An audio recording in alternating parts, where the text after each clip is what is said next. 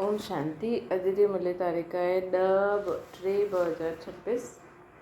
अॼु मिठा मिठा बाप दादा चवनि था, मीठे मीठे ॿार, सभिनि खां वॾी बीमारी देह अभिमान जी आहे। इन सां ई डाउनफॉल थियो आहे। इन करे हाणे देही अभिमानी ठहिणो आहे। प्रश्न आहे, तव्हां ॿारनि जी कर्मवती अवस्था कॾहिं थींदी? उत्तर आहे, जॾहिं योग बल सां कर्म भोग ते विजय प्राप्त करो, पूरो देही अभिमानी ठहो। ये देह अभिमान जो ही रोग आहे। सभिनि खां वॾो आहे। इन सां दुनिया पदत थी वेंदी आहे। देह अभिमान, देही अभिमानी ठहो त उहो ख़ुशी, उहो नशो रहे, चलन बि सुधरे। गीता राज राही थकी न वञिजो। ओम शांति। राही जो अर्थ त ॿारनि ॿुधियो, ॿियो त कोई सम्झी न सघंदो सवाइ तव्हां ब्रह्मा मुखवंशावली ब्राह्मणनि जी। तव्हांजो देवी देवता हुयो त मनुष्य, परंतु तव्हांजी सीरत ॾाढी सुठी हुई। तव्हां सर्वगुण संपन्न, 16 कला संपूर्ण हुयो। तव्हां विश्व जा मालिक हुयो। हीरे जहिड़ा सां कौड़ी जहिड़ा ठही विया आहियो। इहे कोई मनुष्य न ॼाणंदा आहिनि। तव्हां बि नंबरवार पुरुषार्थ अनुसार पलटो खाधो आहे, अर्थात परिवर्तन थिया आहियो। हाणे तव्हां देवता ठहो था, रिजुनेट थियो था। कोई थोरो बदिलियो आहे, कोई जी 5%, कोई जी 10% सीरत बदिलंदी आहे। दुनिया खे पतो न आहे भारत ई हेवन हुयो। चईंदो बि हुयो क्राइस्ट खां चईंदा बि आहिनि क्राइस्ट खां 3000 वर्ष पहिरियों भारत में देवी देवता हुया। उन्हनि में अहिड़ा गुण हुया जो उन्हनि खे भॻवान भगवती चईंदा हुया। हाणे त उहो गुण आहिनि ई न। मनुष्य जी सम्झ में न ईंदो आहे भारत जो एतिरो साहूकार हुयो, उन्हनि जो पोइ डाउनफॉल कीअं थियो। उहो बि बाबा ई वेही सम्झाईंदा आहिनि। तव्हां बि सम्झाए सघंदा आहियो जंहिंजी सूरत सुधरी आहे। बाबा चईंदा आहिनि, ॿार तव्हां देवी देवता हुयो त आत्म अभिमानी हुयो। पोइ जॾहिं रावण राज्य शुरू थियो त देह अभिमानी थी पिया। इहे देह अभिमान ई सभिनि खां वॾी बीमारी तव्हांखे लॻी आहे। सत्युग में त आत्म अभिमानी हुयो, ॾाढा सुखी हुयो। कंहिं तव्हांखे अहिड़ो ठातो, इहे कोई बि न ॼाणंदो आहे। बाबा वेही सम्झाईंदा आहिनि तव्हांजो डाउनफॉल कीअं थियो। पंहिंजे धर्म खे भुलिजी विया आहिनि। भारत वर्थ नॉट अ पेनी ठही वियो आहे। उन्हनि जो मूल कारण आहे देह अभिमान। इहे बि ड्रामो ठहियलु आहे न। मनुष्य इहे न ॼाणंदा आहिनि कि भारत एतिरो साहूकार हुयो, पोइ ग़रीब कीअं ठहियो। असां आदि सनातन देवी देवता धर्म जा हुयासीं, पोइ असां कीअं धर्म भ्रष्ट कर्म भ्रष्ट थिया आहियूं। बाप सम्झाईंदा आहिनि, रावण राज्य थियण सां तव्हां देह अभिमानी थी पिया त तव्हांजो इहो हाल थी वियो आहे। सीढ़ी बि ॾेखारी आहे न कीअं डाउनफॉल थियो आहे। वर्थ नॉट अ पेनी जो बि मुख्य कारण देह अभिमान। इहे बि बाबा वेही सम्झाईंदा आहिनि। शास्त्रनि में कल्प जी आयु त लाखों वर्ष लॻाए छॾी आहे।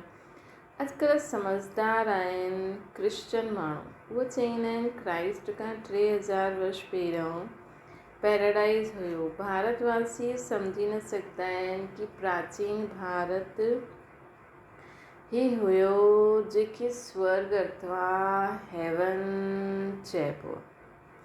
प्राचीन भारत ही हुयो जेके स्वर्ग अथवा हेवन चइबो। अॼुकल्ह त भारत जी फुल हिस्ट्री जोग्राफी खे ॼाणंदा ई न आहिनि। थोरे ॿारनि में थोरो ज्ञान आहे त देह अभिमान अची वेंदो है न। थोरे ॿारनि में थोरो ज्ञान आहे त देह अभिमान, मतिलबु थोरो बि कंहिंखे सम्झ में अचे न त देह अभिमान थी वेंदो। सम्झाइण असांजो कोई आहे ई न, असां जहिड़ो कोई आहे ई न। बाबा सम्झाईंदा आहिनि भारत जी अहिड़ी दुर्दशा छो थी आहे। बापू गांधी जी बि चईंदा हुया, पतित पावन अचो, अची करे राम राज्य स्थापना करो। आत्मा खे ज़रूरु कॾहिं बाप सां सुख मिलियो आहे न, तॾहिं त आत्मायूं एॾो चवनि थियूं कि हे भॻवान तूं असां सां एॾो बुरो छो कई। पोइ बि उनखे यादि थी करे त ज़रूरु उन्हनि सां कुझु मिलियो आहे। एॾा संबंधी, एॾो धन संपत्ति हूंदे हुए बि माण्हू भॻवान खे यादि थो करे त ज़रूरु उन्हनि सां कुझु त मिलियो हूंदो न, हा न। त पतित पावन खे यादि कंदा आहिनि, छो जो जॾहिं उहे ईंदा आहिनि न त उहे असांजो पहिरियों संबंधी आहिनि, त असांजो उन्हनि सां बुद्धि योग जुटी वेंदो आहे न।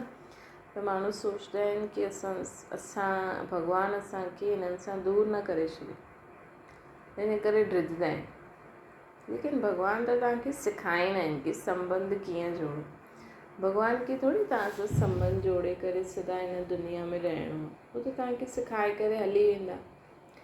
बाप सम्झाईंदा आहिनि असांजा ॿार जो शूद्र खां बदिली ब्राह्मण ठाहींदा आहिनि, उहे बि पूरा देही अभिमानी न ठाहींदा आहिनि। जेतिरा देही अभिमानी ओतिरो बाबा जी यादि बि सुता ईंदी। बाबा जी यादि सुता ईंदी त अवगुण ख़तमु थी, विकार ख़तमु थी, आत्मा सुठी थींदी वेंदी, ओतिरी सेवा बि कंदी त उन अनुसार पद बि पाईंदी।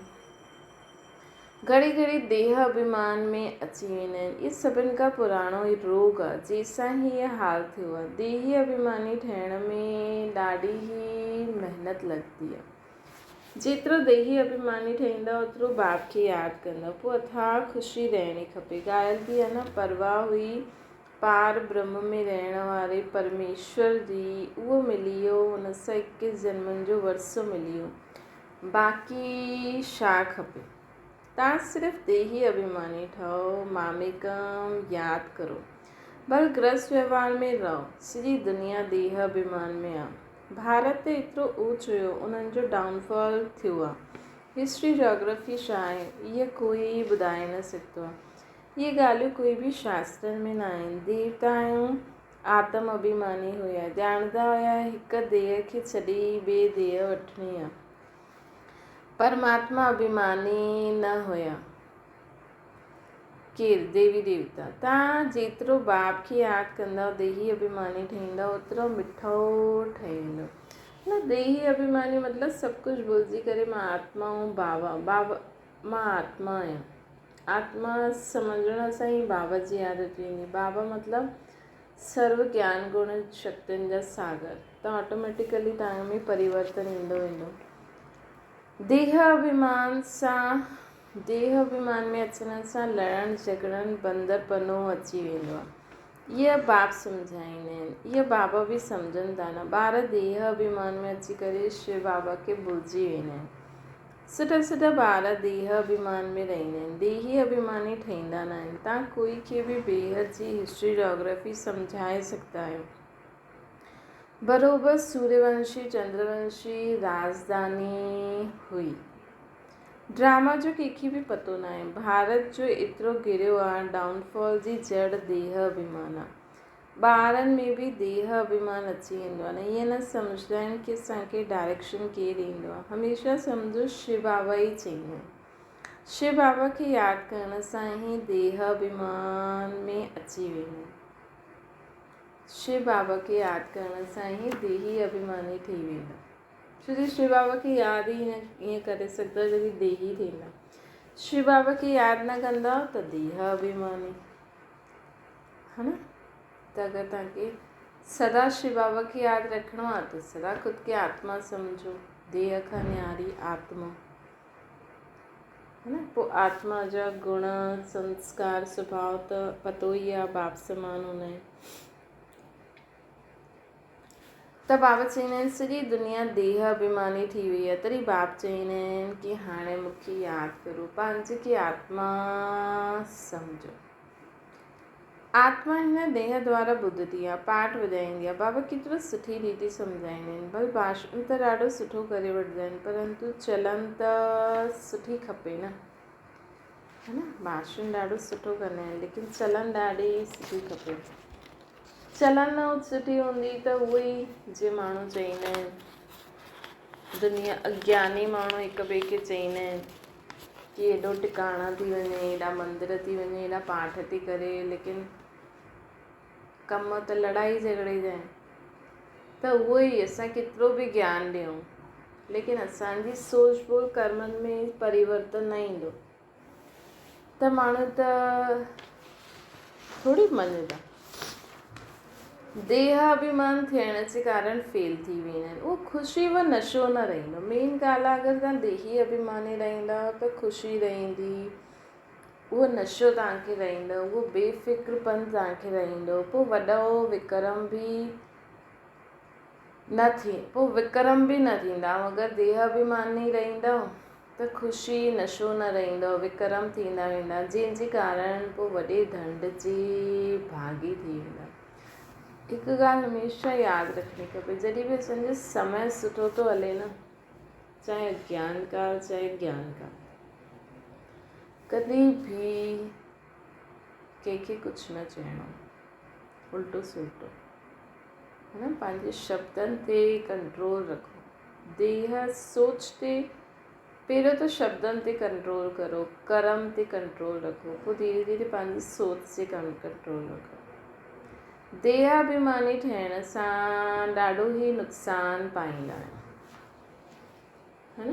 ॾाढी सज़ा खाइणी पवंदी। बाबा चईंदा आहिनि इहे गॉडली वर्ल्ड गवर्नमेंट आहे। मुंहिंजो गॉड जी गवर्नमेंट जो राइट हैंड पोइ धर्मराज आहे। पोइ धर्मराज जे वटि पहुची वियो न केस, पोइ त बाबा बि न बचाए सघंदा असांखे, है न। तव्हां सुठा कर्म कंदा आहियो त हुनजो फल सुठो मिलंदो आहे, बुरा कर्म कंदा आहियो त हुनजी सज़ा खाईंदा आहियो। सभु गर्भ जेल में ई सज़ा खाईंदा आहिनि। उन ते बि हिकु कहानी आहे न। इहे सभु ॻाल्हियूं हिन समय जी आहिनि। महिमा बि हिक जी आहे, ॿियो कोई ॿिए कंहिंजी महिमा न आहे। हिन करे लिखिबो आहे त्रिमूर्ति शिव जयंती वर्थ डायमंड आहे। त्रिमूर्ति शिव जयंती वर्थ डायमंड आहे। बाक़ी सभु वर्थ कौड़ी आहिनि, सिवाय शिव बाबा जे पावन कोई ठाहे न सघे। पावन ठाहींदा आहिनि पोइ रावण अची करे असांखे पतत ठाहींदा आहिनि, जे कारण सभु देह अभिमानी ठही वेंदा आहिनि। हाणे तव्हां देही अभिमानी ठहींदा आहियो। ये देही अभिमानी अवस्था 21 जन्मनि ताईं हलंदी आहे। त बलिवारी हिक जी ॻाल्हि आहे, भारत खे स्वर्ग ठाहिण वारो शिव बाबा आहे। ये कंहिंखे पतो न आहे कि शिव बाबा कॾहिं आया, उन्हनि जी हिस्ट्री त पहिरियों खपे न। शिव चइबो आहे परमपिता परमात्मा खे। तव्हां ॼाणंदा आहियो देह अभिमान जे कारण डाउनफॉल थी वेंदो आहे। अहिड़ो हुजे, ईअं थिए तॾहिं त बाबा अची करे अचनि ऐं राइज़ करनि, न त बाबा जी पोइ पार्ट ई न हूंदो। पर हीअं न सम्झो कि बाबा जे पार्ट जे कारण असां पतत थींदा आहियूं, है न। पतत पनो रावण राज्य बि खपे, छोकी दुनिया वारनि खे, कई दुनिया वारनि खे स्वर्ग सुठो न लॻंदो आहे। कई दुनिया वारनि खे स्वर्ग, देवी देवताउनि खे पूजदा आहिनि। तव्हां ॾिसो केतिरो बि सुठो भॻत कृष्ण कृष्ण कृष्ण कंदो रहे, भागवतियूं पढ़े, जो बि करे, लेकिन वो लहसुन प्याज न छॾे सघंदा। मतिलबु प्यार बि ॾाढो आहे कृष्ण सां, छॾे बि न सघंदा आहिनि, लेकिन लहसुन प्याज न छॾे सघंदा, है न। त अहिड़े माण्हुनि जे लाइ रावण राज्य खपे न, है न। छोकी रावण राज्य में इहे सभु हूंदा आहिनि, विकार न छॾे सघंदा आहिनि, क्रोध न करे छॾे सघंदा आहिनि। केतिरो बि उन्हनि खे सम्झायो त अहिड़ी आत्माउनि जो पार्ट हिन दुनिया में त उन्हनि खे वधाइणो ई आहे। त हिन करे रावण राज्य बि अचिणो ई आहे।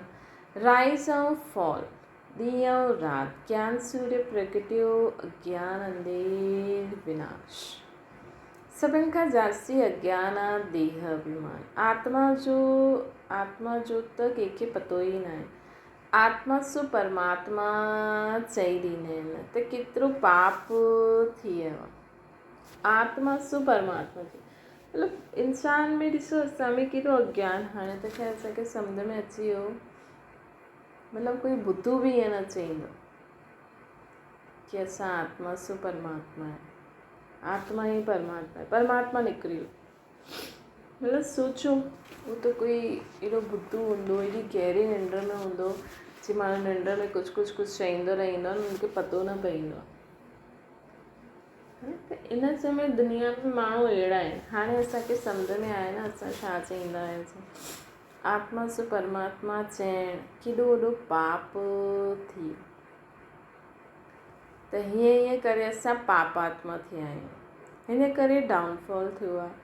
84 जन्मनि जे लाइ सीढ़ी हेठि उतरंदा ई आहिनि। हाणे त के खेती वारे खे तव्हां डॉक्टरी जो कोई बि चैप्टर पढ़ायो, हुनखे सम्झ में ईंदो? न ईंदो न। उहो करे करे पंहिंजी तव्हांजी हर ॻाल्हि खे पंहिंजी खेती वारनि सां ई कंपेयर कंदा, उहो सम्झंदा न। त इहे ई आहे दुनिया वारा अज्ञानी माण्हू, उन्हनि खे छा खपे ऐं तव्हां उन्हनि खे छा था ॾियो। हिन करे नफ़्स ॾिसी करे ज्ञान ॾियो। हिन करे बाबा चईंदा न ज्ञान बि वेस्ट न करो। ये खेल ठहियलु आहे न, ये वर्ल्ड जी हिस्ट्री जोग्राफी तव्हां ॿार ॼाणंदा आहियो, ॿियो कोई न ॼाणंदो आहे। विश्व जो डाउनफॉल कीअं थियो, उहो त सम्झंदा आहिनि कि साइंस ॾाढी तरक़ी कई आहे। इहे न सम्झंदा आहिनि कि दुनिया ॿियो ई पतित नर्क थी वई आहे। देह अभिमान ॾाढो आहे। बाबा सम्झाईंदा आहिनि हाणे तव्हांखे देही अभिमानी ठहिणो आहे। सिर मार थी ढेर आहिनि। ज्ञान ॾाढो सुठो ॿुधाईंदा आहिनि, परंतु देह अभिमान पूरो हटियो न आहे। देह अभिमान जे कारण कोई न कोई में क्रोध जो, मोह जो कुझु न कुझु अंश आहे।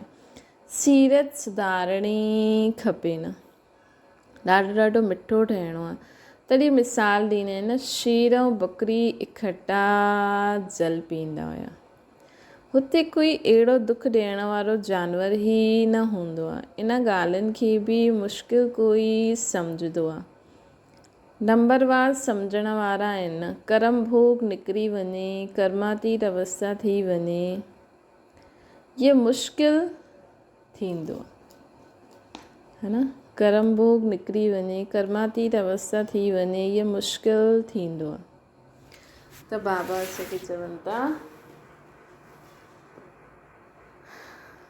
कि हर हिक जे लाइ ज्ञान जी ॻाल्हियूं न आहिनि, नंबरवार सम्झण वारा आहिनि। पूरो कर्म भोग निकिरी वञे। ॾिसो ब्रह्मा बाबा खे अंतिम ॾींहुं बि कर्म भोग हुयो न। एॾी सारी दादियूं, बाबा, मम्मा, त कर्म भोग निकिरी वञे, कर्मातीत अवस्था थी वञे, अंत ताईं कर्म भोग चुकतो करिणो ई पवंदो है न। त इहो मुश्किल थींदो आहे। ॾाढो देह अभिमान में अची वेंदा आहिनि। पतो न पवंदो आहे असांखे इहे मत के ॾींदा आहिनि। बाबा जा ॿार जेका आहिनि, ॾिसो ब्रह्मा बाबा खे बि माण्हू शास्त्र चईंदा हुया, मतिलबु ज्ञान में अचण खां पोइ शिव बाबा उन्हनि में ज्ञान ॿुधाईंदा आहिनि, त बि ब्रह्मा बाबा खे कुझु न कुझु चई ॾींदा हुया। सम्झंदा न आहिनि श्रीमत कृष्ण जे द्वारा कीअं मिलंदी। शिव बाबा चईंदा आहिनि इन्हनि जे बग़ैर मां तव्हांखे श्रीमत कीअं ॾियां ॿुधायो। स्थाई रत असांजो इहो आहे न, देह अभिमान में अची करे उल्टा सुल्टा कार्य करे मुफ़्त पंहिंजी बर्बादी न करो, न त नतीजो छा थींदो। ॾाढो कम पद पाईंदो। पढ़े जे अॻियां अनपढ़ो भरी ढोईंदो। ॾाढा चईंदा आहिनि भारत जी हिस्ट्री जोग्राफी जो फुल हुजणी खपे, सो न आहे, त उन्हनि खे सम्झाइणो पए। तव्हांजे सवाइ त कोई सम्झाए न सघंदो न। परंतु देही अभिमानी स्थिति खपे, उहो ई ऊच पद पाए सघंदा आहिनि। बाबा जो ज्ञान सम्झण लाइ बि असांखे ख़ुदि खे आत्मा सम्झणो पवंदो। मां आत्मा आहियां ऐं बाबा असांखे इहे ॻाल्हियूं ॿुधाइनि था।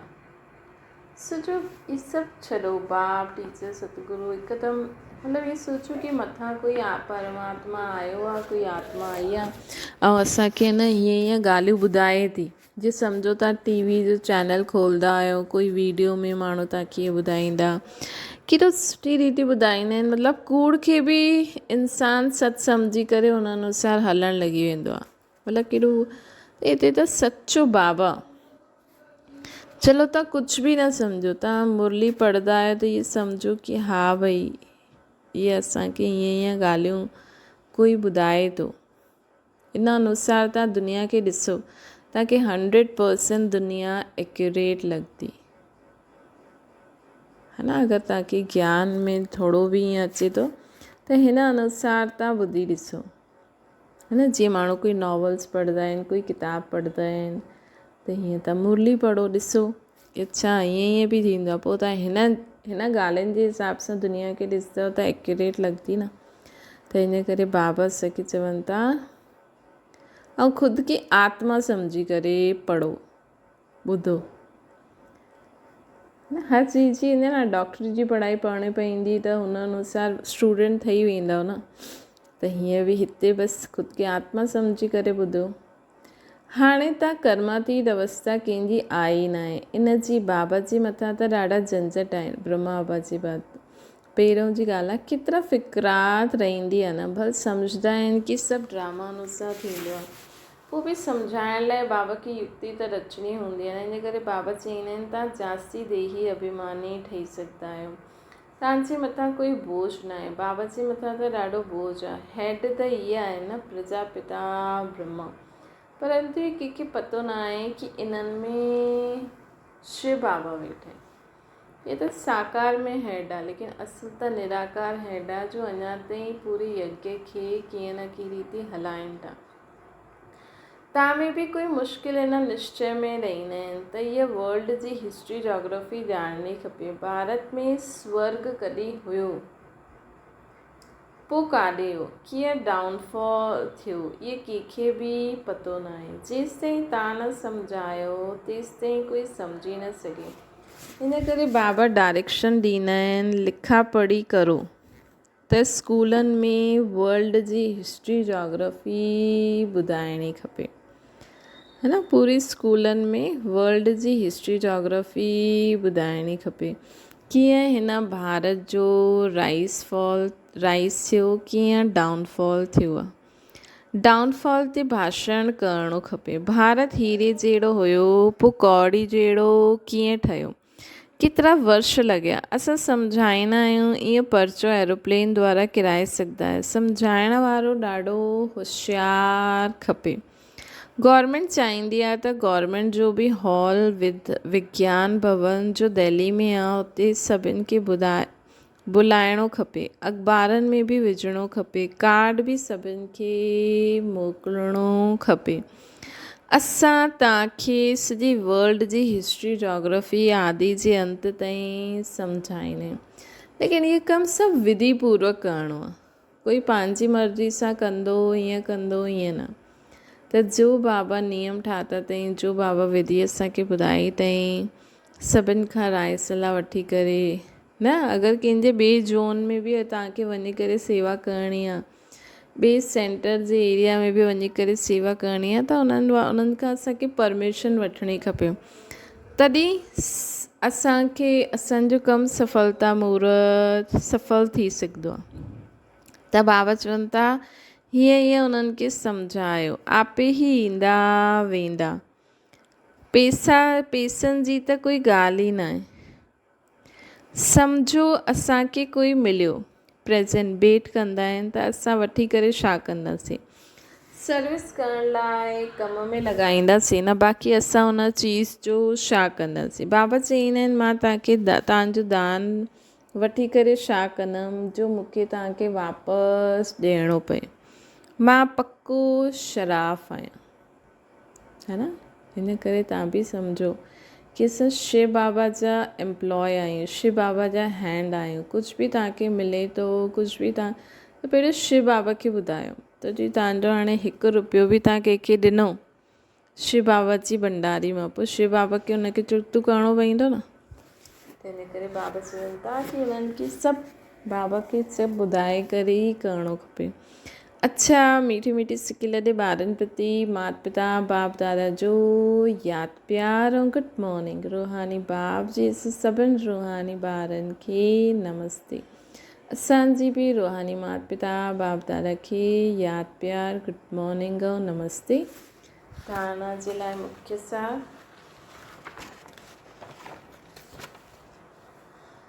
देह अभिमान में अची करे कोई बि उल्टो सुल्टो कार्य न करिणो आहे। देह अभिमानी ठहिण जो पूरो पुरुषार्थ करिणो आहे।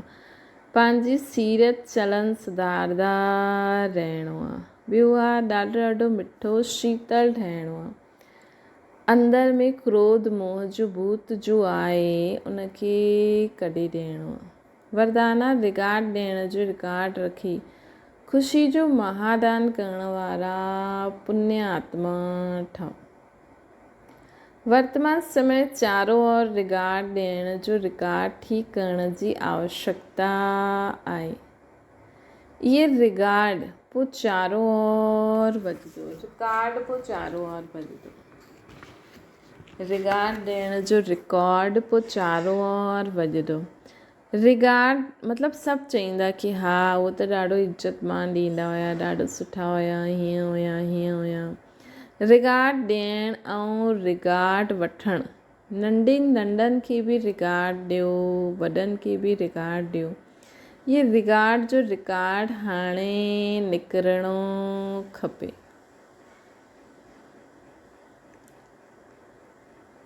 तॾहिं ख़ुशी जो दान करण वारा महादानी पुण्य आत्मा ठहींदा। कंहिंखे रिगार्ड ॾेई करे ख़ुशि करे ॾियणो आहे, मतिलबु कंहिंखे असां रिगार्ड ॾींदा आहियूं त उहो ख़ुशि थींदा आहिनि न, त इहे ख़ुशी जो दान थियो।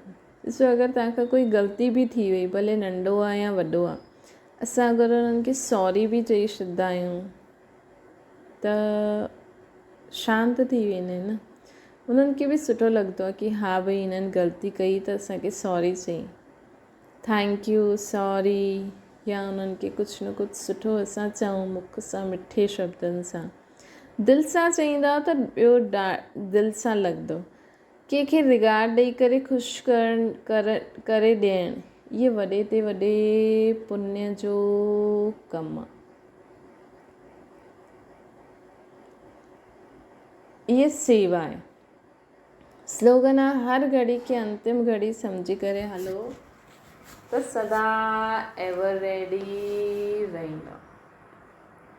मातेश्वरी जी जा अनमोल महावाक्य। तमोगुणी माया जो विस्तार, सतोगुणी रजोगुणी तमोगुणी, इहे 3 शब्द चईंदा आहिनि।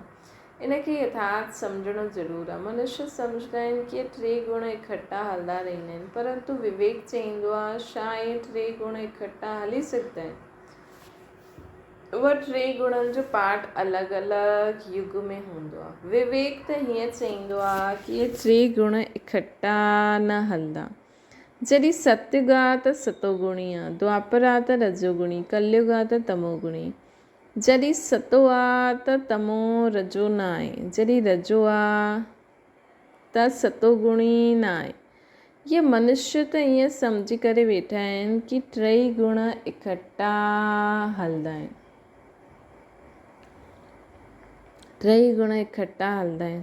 ये ॻाल्हि चइणु सरासर भूल आहे। त सम्झंदा आहिनि जॾहिं मनुष्य सच ॻाल्हाईंदा आहिनि, पाप कर्म न कंदा आहिनि, उहे सम्झंदा आहिनि कि जीअं दुनिया वारा सम्झंदा आहिनि न, जंहिं वटि पैसो आहे त उहो स्वर्ग आहे, जंहिं वटि न आहे त ग़रीब आहे। इन करे माण्हू सम्झंदा आहिनि कि जो मनुष्य सचो आहे, पाप नथो करे, उहो सतोगुणी आहे। परंतु विवेक चईंदो आहे जॾहिं असां चईंदा आहियूं सतोगुण, त हिन सतोगुण जो मतिलबु आहे संपूर्ण गोया सॼी सृष्टि सतोगुणी। बाक़ी हीअं न चईंदासीं कि जो सच ॻाल्हाईंदो आहे उहो सतोगुणी आहे, जो कूड़ ॻाल्हाईंदो आहे उहो तमोगुणी आहे। ईअं ई दुनिया हलंदी ईंदी आहे, मतिलबु उहा हिन सम्झ सां हले थी। हाणे जॾहिं असां सत्य चईंदा आहियूं त इन जो मतिलबु आहे सॼी सृष्टि सतोगुणी सतो प्रधान खपे। हा, कोई समय अहिड़ो सत्य हुयो जॾहिं सॼो संसार सतोगुणी हुयो, हाणे त उहो सत्य न आहे, हाणे त कलयुगी दुनिया आहे, गोया सॼी सृष्टि ते तमो प्रधानता आहे। हिन तमोगुणी समय ते पोइ सतोगुण काथां आयो? हाणे त घोर अंधियारो आहे, जंहिंखे ब्रह्मा जी राति चइबो आहे। ब्रह्मा जो ॾींहुं सतयुग, ब्रह्मा जी राति कलयुग। त असां ॿिन्हिनि खे मिलाए कीअं सघंदा आहियूं? सुबुह ॾींहं खे न मिलाए सघंदा आहियूं, ॾींहुं शाम खे न मिलाए सघंदा आहियूं, शाम राति खे न मिलाए सघंदा आहियूं, त कीअं थी सघंदो है न? कलयुगी ॿियो आहे कलयुगी आसार संसार में, सतयुगी सार वारी दुनिया में। कलयुगी आसार संसार सां सतयुगी सार वारी दुनिया में हलणो आहे। हिकु में वठी वञणु हिकु परमात्मा जो ई कमु आहे। हिन कलयुगी आसार हिन कलयुगी संसार के आसार संसार छो चईंदा आहिनि? छो जो हिन दुनिया में कोई सार न आहे, मानो कोई भी वस्तु में ताक़त न रही है, अर्थात सुख शांति पवित्रता न आहे। जो हिन सृष्टि ते कोई समय सुख शांति पवित्रता हुई, हाणे उहा ताक़त न आहे। छो जो हिन सृष्टि में पंचभूतनि जी प्रवेशता आहे। हिन करे हिन सृष्टि खे भय जो सागर अर्थात कर्म बंधन जो सागर चईंदा आहिनि। हिन करे मनुष्य दुखी आहिनि त परमात्मा खे पुकारंदा आहिनि। परमात्मा असांखे भय जे सागर सां पार करो। हिन सां सिद्ध आहे कि ज़रूर कोई अभय अर्थात निर्भयता वारो संसार हुयो जंहिंमें हलणु चाहींदा आहिनि। हिन करे हिन संसार खे पाप जो सागर चईंदा आहिनि, जंहिंसां पार करे पुण्य आत्मा वारी दुनियानि में हलणु चाहींदा आहिनि। त ॿ दुनियायूं आहिनि। दुनिया हीअं त हिकु ई आहे, लेकिन समय अनुसार ॿ दुनियायूं आहिनि। हिकु सतयुगी सार वारी दुनिया, पोइ कलयुगी आसार वारी दुनिया। दुनिया ये हिकु ई आहे, लेकिन समय जॾहिं चईंदा न कि पहिरियों हीअं हुयो, पहिरियों दुनिया हीअं हुई, पहिरियों दुनिया हीअं हुई, त दुनिया त हीअ ई हुई, लेकिन पहिरियों दुनिया में हीअं हूंदो हुयो। चईंदा आहिनि न माण्हू, अॼु जी दुनिया जो में त उहो न आहे, मतिलबु हुई त हीअ ई, लेकिन समय अनुसार माण्हू सोचंदा आहिनि अॼु ऐं कल्ह। त बाबा चवनि था, मम्मा चवनि था, दुनिया ॿ थी वई, हिकु सतयुगी सार वारी दुनिया, ॿियो कलयुगी आसार जी दुनिया। ॿई दुनिया हिन सृष्टि ते ई हूंदियूं आहिनि। ॿई दुनिया हिन सृष्टि ते ई हूंदियूं आहिनि। हाणे परमात्मा उहा सार वारी दुनिया स्थापना करनि था। अच्छा, ओम शांति। अव्यक्त इशारो आहे। जीअं ज्ञान जी सब्जेक्ट आहे, वैसे सेवा जी बि सब्जेक्ट आहे। त हिन में फेथफुल निश्चय बुद्धि आहे जो उहो ई नंबर अॻियां वञी सघंदो आहे। जीअं ज्ञान जी सब्जेक्ट आहे, वैसे सेवा जी बि सब्जेक्ट आहे। जो हिन में फेथफुल निश्चय बुद्धि आहे न, जो माण्हू सब्जेक्ट में, उहो ई नंबर अॻियां वठी सघंदा आहिनि। सुबुह खां राति ताईं पंहिंजो फिक्स प्रोग्राम डेली डायरी ठाहियो। छो जी ज़िम्मेवार आत्मा आहियो न, रिवाजी आत्मा न आहियो, विश्व कल्याणकारी आत्मा आहियो न। त जो जेतिरो वॾो आदमी हूंदो आहे न, उन्हनि जी दिनचर्या सेट हूंदी आहे। अच्छा, ओम शांति। बाबा खे यादि करो।